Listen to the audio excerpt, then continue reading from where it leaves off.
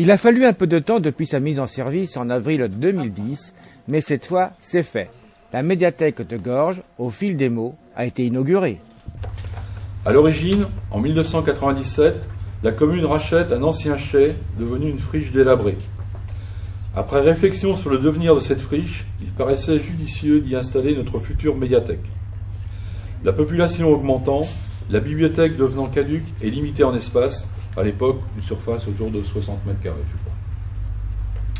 Après négociation avec M. Perrion, opérateur immobilier, nous convenons de lui céder ce bâtiment, cette friche, sous la condition qu'il nous restitue une surface équivalente de 160 mètres carrés.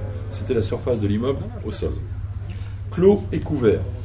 Cette transaction a pu voir le jour sous la forme d'une dation, c'est un terme technique de notaire, d'un montant de 130 000 euros. Donc il nous a racheté la friche pour 130 000 euros.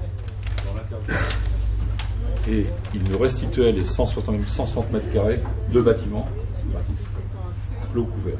L'équipement, c'est nous. Le promoteur réalise en parallèle 8 appartements. La commission, composée d'élus et des bénévoles de l'activité, ont commencé la réflexion sur l'aménagement de la surface restituée.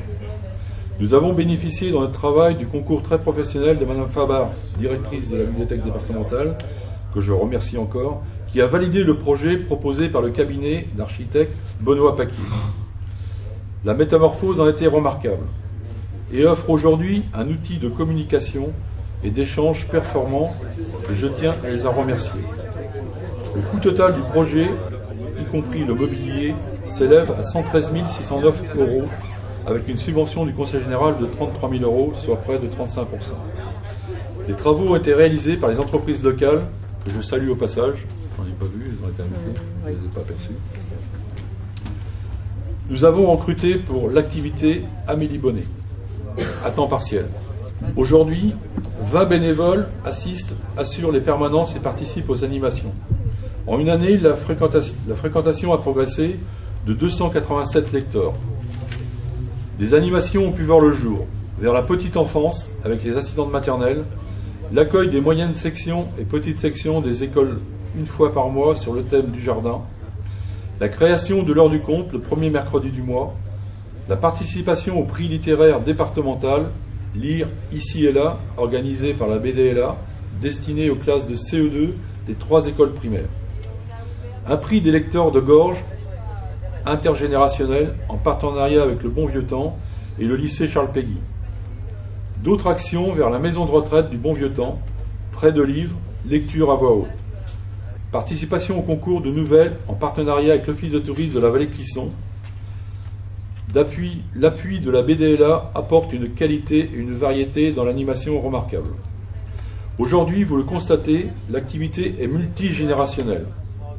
955 lecteurs, 521 adultes, 420 enfants inscrits. Alors, pourquoi le Conseil général vous aide-t-il? Ce n'est pas une compétence obligatoire, c'est une volonté politique. Un slogan, la culture pour tous et partout. Je crois que c'est une volonté réelle à affirmer. Tu l'as dit tout à l'heure, la nécessité de la culture, ça devait être un service public. Moi je dis que la culture, c'est un des piliers de notre liberté. Avec ça, l'individu acquiert du recul, de la hauteur pour analyser, faire le tri dans tout ce qu'il voit ou dans tout ce qu'il entend.